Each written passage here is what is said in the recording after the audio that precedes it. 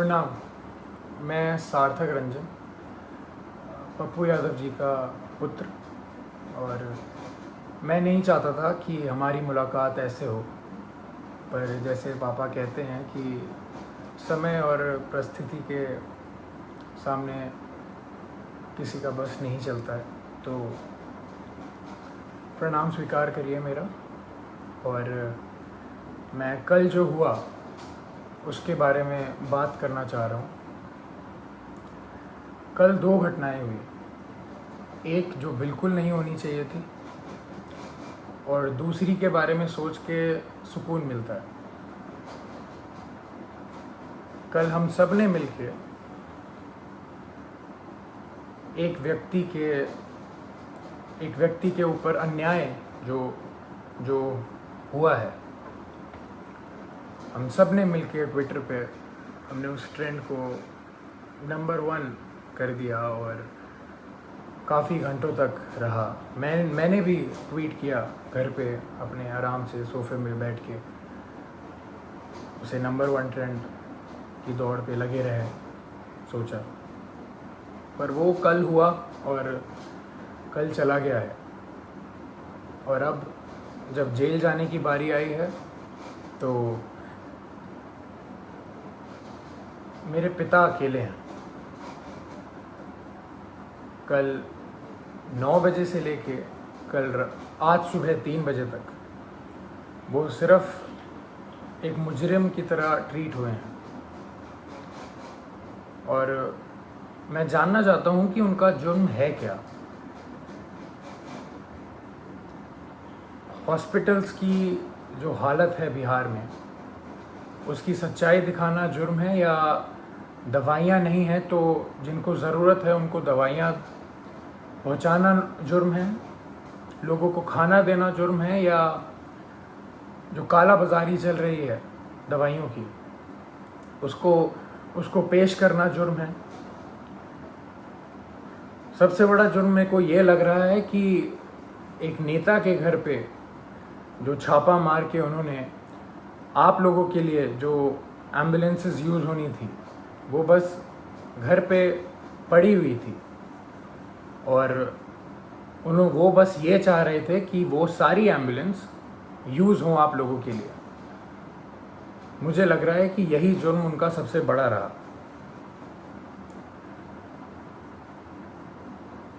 अपना परिवार छोड़ के उन्होंने बिहार के हर एक परिवार के लिए काम करना सही समझा। हर एक परिवार की एक भी पुकार अनसुनी ना जाए, उनका बस यही मकसद है। शुरुआत से मैं हर रोज़ बात करता था उनसे, कल के पहले तक हर रोज़, और बस एक ही चीज़ पूछता था मैं उनसे कि क्या आपकी तबीयत ठीक है, क्योंकि मैं भी घर पे बैठ के आराम से आप लोगों की तरह बस देखता था कि वो उनकी वीडियोस कि कभी वो कोविड वार्ड में जा रहे हैं, पेशेंट्स के बीच में जा रहे हैं, मुर्दा घर जा रहे हैं, या भीड़ के बीच में खाना दे रहे हैं, या कोई माँ उनसे गले लग के अपने बेटी या बेटे के लिए रो रही हैं। तो मुझे भी यही लगता था, या तो कभी किसी मुर्दा के साइड में खड़े हैं मुर्दा घर जाके, तो वो देख के मेरे को बस यही लगता था कि दूसरी बॉडी मेरे पिता की भी हो सकती है इस महामारी के कारण। और हमेशा जब भी मैं उनसे पूछता था कि पापा मास्क पहन रहे हैं या आप सैनिटाइज कर रहे हैं या कुछ ध्यान रख रहे हैं, तो वो कहते थे कि मुझे कुछ नहीं हो सकता, क्योंकि मेरे साथ पूरा बिहार है, उनका स्नेह है, उनकी दुआ है। और वो आज अकेले बीरपुर में पूरी रात नहीं सोए हैं और अकेले हैं, और जहां उन्हें रखा गया है वो बिल्डिंग किसी भी वक्त टूटने के दम पे है। और जब ऐसा व्यक्ति इतना काम करके, इतनी सच्चाई से काम करके अकेला पड़ जाए, तो बुरा लगने वाली बात है ये कि उन्होंने हर एक घर के लिए अपना घर छोड़ा है, अपने घर की जिम्मेदारियां छोड़ के आप सबके बीच रहने का संकल्प लिया, आप सबके लिए जीने के लिए संकल्प लिया। हमने कल बहुत साथ दिया उनका ट्विटर पे और किस पे नहीं, पर सिर्फ ट्विटर ही चीज़ नहीं रह गई है, सिर्फ नंबर 1 ट्रेंड होना ही नहीं रह गया है। जब ऐसा व्यक्ति अकेला पड़ जाए जो रात दिन सेवा करे लोगों की और लोगों के लिए ही जिए, अपना सब कुछ छोड़ के, अपना सब कुछ त्याग के। हम लोगों ने बोलते थे आ जाइए, आप वापस आ जाइए, ठीक नहीं है, रिस्की है, सही नहीं रहेगा। मगर उनका एक ही कहना था हमेशा कि बिहार के लोगों को मेरी ज़रूरत है और मैं बस वही कर रहा हूँ। अपने बारे में, अपनी जान के बारे में बिल्कुल ना सोचते हुए वो बस आप लोगों के लिए काम रात दिन करते रहे। हॉस्पिटल में छापा मारना हो तो पप्पू यादव जाएंगे, खाना देना हो तो पप्पू यादव देंगे, दवाई देना हो तो पप्पू यादव देंगे, बेड चाहिए, ऑक्सीजन चाहिए, एम्बुलेंस चाहिए तो पप्पू यादव करेंगे। अभी हमारे बीच पप्पू यादव कौन बनेगा? कहाँ से लाएंगे हम दूसरा?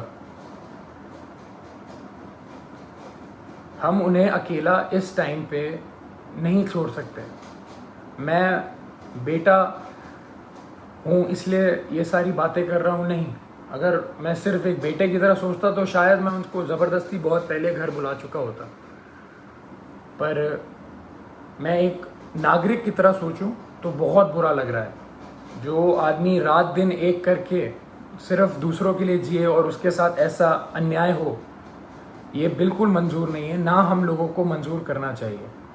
मैं पहली बार आया हूँ आप सबके सामने और ये बिल्कुल भी एक्सेप्ट करने वाली चीज़ नहीं है जो हुआ है मेरे पिता के साथ। कल से हुए जा रहा है और अभी भी हो रहा है। बाढ़ का पानी हो, बाढ़ के पानी में चलना हो, या इस महामारी के टाइम पे हॉस्पिटल जाना हो, या भीड़ में जाना हो, या मुर्दा घर जाना हो, तो सिर्फ पप्पू यादव ही जाएगा। और जेल जाना हो तो सिर्फ मेरे पिता पप्पू यादव ही जाएंगे। ऐसा क्यों? ऐसा मैं समझ नहीं रहा हूँ, ऐसा हो क्यों रहा है? ऐसा होता क्यों है? हमेशा एक आदमी जब दूसरों के लिए जिए जा रहा है 24 घंटे, तो जब उसको ज़रूरत पड़ती है तो वो हमेशा अकेला कैसे पड़ जाता है? हमेशा उसकी आंखों में आंसू रहते हैं हर एक काम करने के बाद। हम अकेले पड़ जाते हैं, उसका पूरा परिवार अकेले पड़ जाता है। हम क्यों अकेले रह जाते हैं जब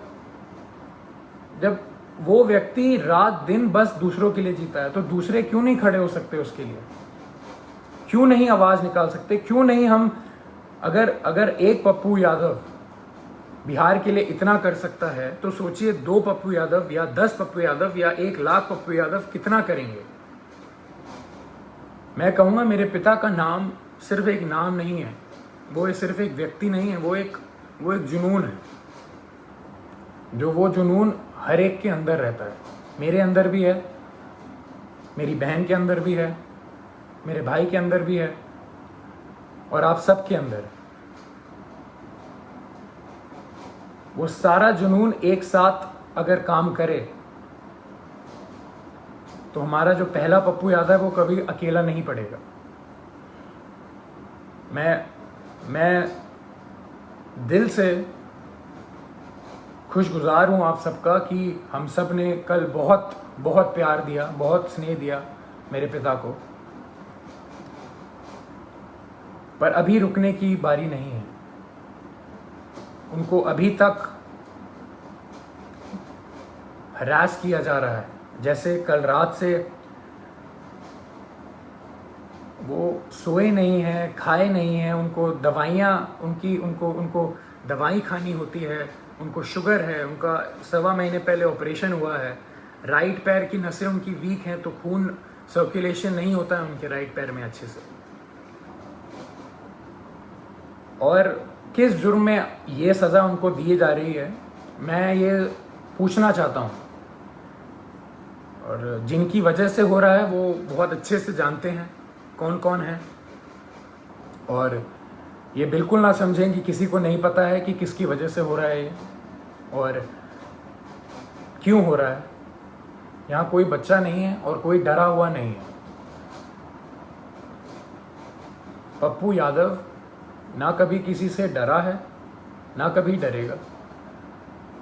जब ये जुनून हर एक के अंदर है और हर एक बंदा, हर एक माँ, हर एक बेटी, हर एक भाई जब उसके पीछे खड़ा रहेगा और उसको पूरा विश्वास है कि हर एक बिहार का व्यक्ति उनके साथ है, वो कल साबित हुआ है। मैं बस ये कह रहा हूँ कि वो सिर्फ कल पे ही सीमित नहीं होना चाहिए, ये मुहिम चलती रहनी चाहिए। यही मेरे पिता का सबसे बड़ी जीत है। उनको पद से कोई लेना देना नहीं है। उनकी सबसे बड़ी जीत ही इसमें है कि उनके साथ सारे सच्चे लोग खड़े रहें, पूरा बिहार खड़े रहे, बिहार खुश रहे। उनकी सबसे बड़ी जीत यही है।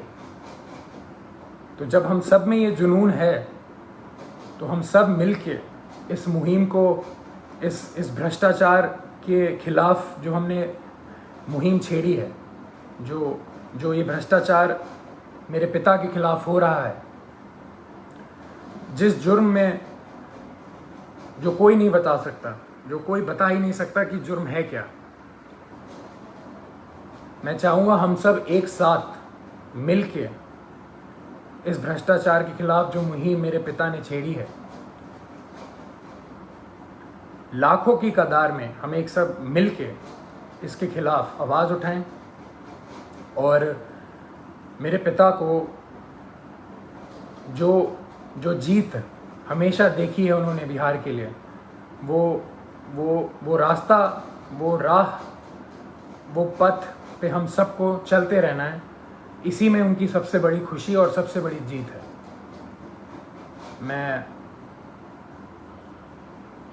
मैं बहुत खुश नसीब महसूस करता हूँ कि मैं अभी यहाँ बैठ के आपके सामने ये सब बोल पा रहा हूँ।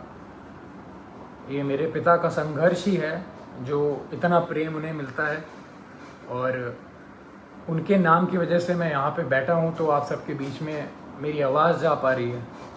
उनके संघर्ष को हम सबको मिलके उसकी आग को उठा के ही रखना है, बुझने नहीं देना है।